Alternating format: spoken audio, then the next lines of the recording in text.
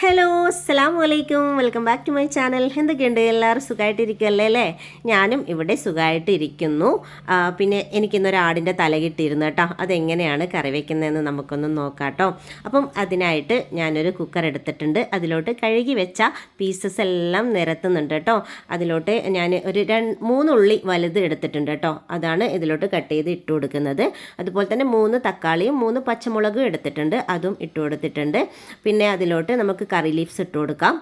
പിന്നെ വരുന്നത് ജീരകം പൊടിച്ചതാണ്, അത് 1 സ്പൂൺ ഇട്ട് കൊടുക്കാം. പിന്നെ ജീരകം, വലിയ ജീരകം അതുകൂടി ഇട്ട് കൊടുക്കാം കേട്ടോ, 1 സ്പൂൺ തന്നെയാണ്. പിന്നെ 1/4 സ്പൂൺ മഞ്ഞൾപ്പൊടി എടുത്തിട്ടുണ്ട്, അതും ഇട്ട് കൊടുക്കാം. പിന്നെ അതിലോട്ട് നമുക്ക് പെപ്പറാണ്, കുരുമുളക് പൊടിച്ചതാണ്. കുരുമുളക് നല്ലൊരു സ്മെല്ലാണ് കേട്ടോ, നല്ലൊരു ടേസ്റ്റുമാണ്. അതുപോലെ തന്നെ നമ്മുടെ ധനിയാ പൗഡർ, മല്ലിപ്പൊടി കേട്ടോ, 2 സ്പൂൺ ഇട്ട് കൊടുക്കാം.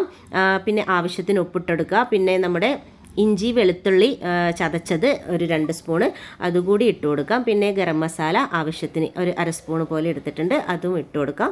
എന്നിട്ട് നന്നായിട്ടൊന്ന് മിക്സ് ചെയ്യാം കേട്ടോ. അത് മിക്സ് ചെയ്യുമ്പോൾ അതിൽ നിന്ന് നല്ല പോലെ വെള്ളമൊക്കെ ഇറങ്ങി വരും കേട്ടോ. നമ്മുടെ ഉമ്മാമയൊക്കെ പണ്ട് ഇങ്ങനെയാണ് ഉണ്ടാക്കുന്നത് കേട്ടോ.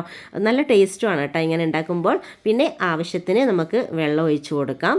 വെള്ളം ഒഴിച്ചിട്ട് നമ്മൾ ലാസ്റ്റ് ഇതിൻ്റെ മുകളിലോട്ട് കുറച്ചൊരു പച്ച വെളിച്ചെണ്ണ അതുകൂടി ഒന്ന് ഒഴിച്ച് കൊടുക്കണം കേട്ടോ. ആ സ്റ്റീം ചെയ്യുന്ന സമയത്ത് നല്ലൊരു സ്മെല്ലാണ് കേട്ടോ. അപ്പം നമുക്കൊരു 7 സ്റ്റീം അടിച്ചിട്ട് ഒന്ന് നമുക്ക് മാറ്റി വെക്കാം കേട്ടോ നമ്മുടെ കുക്കർ. അതിനുശേഷം നമുക്കൊരു ചെറിയൊരു ചട്ടി വെച്ചിട്ട് അതിലോട്ട് വെളിച്ചെണ്ണ ഒഴിച്ചു കൊടുക്കാം. വെളിച്ചെണ്ണ ഒഴിച്ചതിന് ശേഷം നമുക്ക് കുഞ്ഞുള്ളി നന്നായിട്ടൊന്ന് അരിഞ്ഞിട്ട് അതുകൂടി ഇട്ട് കൊടുക്കാം. എന്നിട്ട് അതിലോട്ട് കുറച്ച് കറി ലീവ്സും കൂടി ഇട്ടിട്ട് ഒന്ന് മൂപ്പിച്ചെടുക്കാം.